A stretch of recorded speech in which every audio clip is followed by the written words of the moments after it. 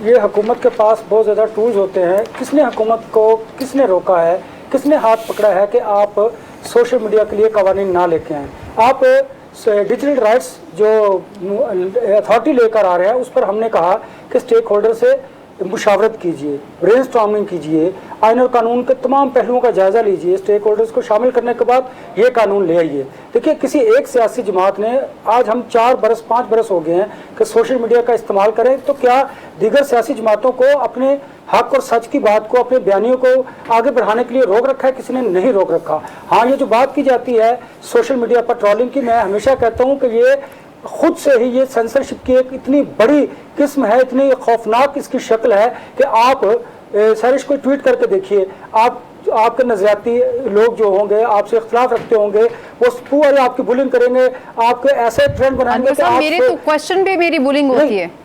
دیکھیں وہی کہہ رہا نا, آپ دیکھیں نا, آپ کی فیملی ہے, آپ ہیں, جب آپ کے بہن بھائی ہیں, آپ کے دوست ہیں, آپ عزیز و اقارب ہیں, والدین ہیں, جب وہ دیکھیں گے سوشل میڈیا پر سیرش کی بلنگ ہو رہی ہے وہ آپ کو منع کریں گے کہ آپ نے آئندہ ایسا کیا کوئی بھی ٹویٹ نہیں کرنا, تو آپ کوئی ٹویٹ نہیں کریں گے. یہ ہے سینسرشپ کی ایک خوفناک شکل جو اس معاشرے میں پروان چڑھتی جا رہی ہے. اس کو روکنے کی ضرورت ہے. یہ بلنگ نہیں ہوئی, ان کی ٹرولنگ ہوئی ہے, ان کی ٹرولنگ ہوئی ہے سحر کی. جس کی آپ کی ٹرولنگ ہوئی ہے, بلنگ نہیں ہوئی. ٹرولنگ بلنگ دیکھیں نا, یہ تو ہمارے معاشرے میں ہے. اس معاشرے کے بگاڑ کو جو زبوں حالی کا شکار ہوتا جا رہا ہے ہم نے روکنا ہے. ہم اس کے ذمہ دار ہیں, ہم پڑھے لکھے لوگ ہیں. ہم نے گورنمنٹ کو کہنا ہے کہ آپ اس پر کوئی اتھارٹی قائم کیجیے. ہمیں قطن کوئی, میں ہمیشہ یہ بات کرتا ہوں کہ مادر پدر آزادی جو ہے وہ معاشروں کی تباہی کا باعث بن رہی ہے, اور انفارچونیٹلی ہمارا معاشرہ اس طرف بڑی تیزی کے ساتھ بڑھتا چلا جا رہا ہے. آپ نے جو بات کی, دیکھیے میں پہلے بھی یہ بات کہی تھی, یہ حکومت کا فرض ہوتا ہے کہ وہ حکومت میں ہوتے ہیں تو ان کو صبر سے کام لینے کی ضرورت ہے. وہ کوئی سلطان رہنا بن جائے, ان کا کام ہوتا ہے کہ وہ بیٹھ کر اپوزیشن کے ساتھ بات کریں. بھائی اپوزیشن تو اپرچونٹی تلاش کرتی ہے, ان کے پاس تو مواقع ہوتے ہیں کہ مہنگائی کے معاملے پر بولے, وہ سپریم کورٹ کے فیصلے پر عمل درآمد نہیں ہو رہا اس پر بات کریں.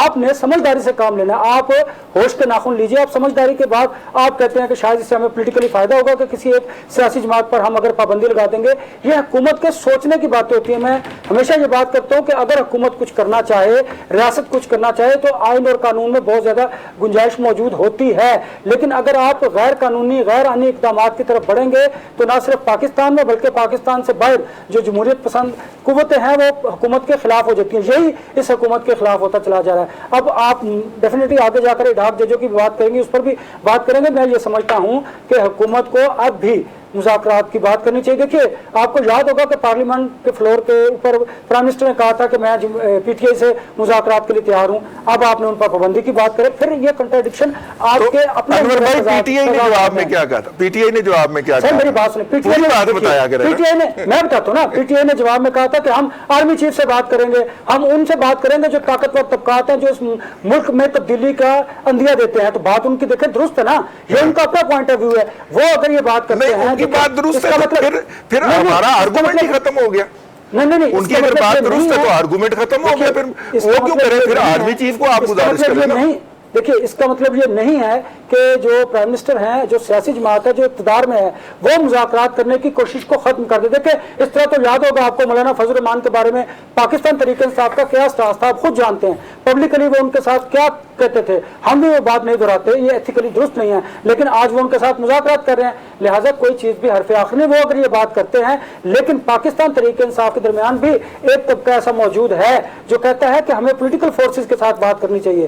ان کے بیان کو اگر دیکھ لیں گے کہ جو آپ بات کرتے ہیں نا درست کی بات, وہ ٹاپک کہیں اور چلا جائے گا. میں یہ کہتا ہوں کہ حکومت پر یہ ذمہ داری زیادہ عائد ہوتی ہے کہ وہ صبر سے کام لے, وہ کوشش کرے کہ کسی نہ کسی طریقے سے اپوزیشن کو انگیج کرے تاکہ یہ پولیٹیکلی انریسٹ جو ہے نا رضی صاحب یہ کم ہو. جب یہ کم ہوگا معاشی صورتحال بھی بہتر ہوگی. عدلیہ کے فیصلوں پر آپ بات کیجیے, ضرور کیجیے. آپ ریویو پٹیشن میں چلے گئے ہیں, بالکل آپ کا حق بنتا ہے, آپ کو جانا چاہیے. لیکن اس کے ساتھ ساتھ آپ کو ایسے اقدامات کرنے کی ضرورت ہے کہ جو یہ تاثر نہ دیں کہ آپ انتقامی کارروائی کر رہے ہیں. اڈاپ ججوں کی بات کرنا حکومت کا حق ہے, حکومت کے پاس اختیار ہے. لیکن اس وقت کیا یہ مناسب تھا؟ اس وقت اگر تھا بھی مناسب اس لیے نہیں لگ رہا کہ حکومت بھائی جان آپ کے 13 ججز نے بتا دیا کہ وہ آئین کو کچھ نہیں سمجھتے, وہ قانون کو کچھ نہیں سمجھتے, وہ مخصوص حالات کے مطابق جو چاہیں 187 کے تحت نظریہ ضروریت کی ماں بہن ایک کر سکتے ہیں.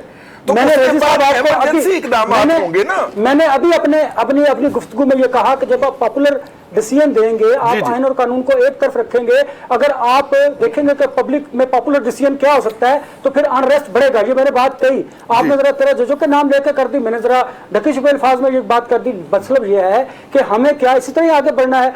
अब आप देखें उसके जवाब में क्या हुआ, आपको रिव्यू पिटीशन में जाना चाहिए, आपका हक आप गए, लेकिन क्या इस वक्त मैं ये समझता हूं कि ये हक है हुकूमत का, इदाफ जजेस भी है, लेकिन इस वक्त उनको लेके आने का मतलब क्या है कि आप किसी एक सियासी जमात का वो बयानिया जो हुकूमत मुखालिफ है, जो रियासत मुखालिफ है, उसको तकवीत दे रहे हैं, उसको बढ़ावा दे रहे हैं। फिर सोशल मीडिया पर यही होगा जिस पर आप बैठकर रोते हैं, मैं बैठकर चीखता हूं कि यार ये सोशल मीडिया पर नहीं होना चाहिए। मैं इसलिए कहता हूं कि ज्यादा जिम्मेदारी जो है वो इस वक्त रियासत की है, हुकूमत की है, हमारी है। अपोजिशन तो मौके तलाश करती है, जो उनको मौके मिलते हैं तो वो गुफ्तगू करती है, वो बाहर भी जाती है, आपके खिलाफ करारदादे भी अप्रूव करती है, IMF को खत भी लिखती है, 9 मई के वाकयात होते हैं। उस वक्त ये रियासत खामोश थी, उस वक्त रियासत को इक़दाम नहीं करने चाहिए थे।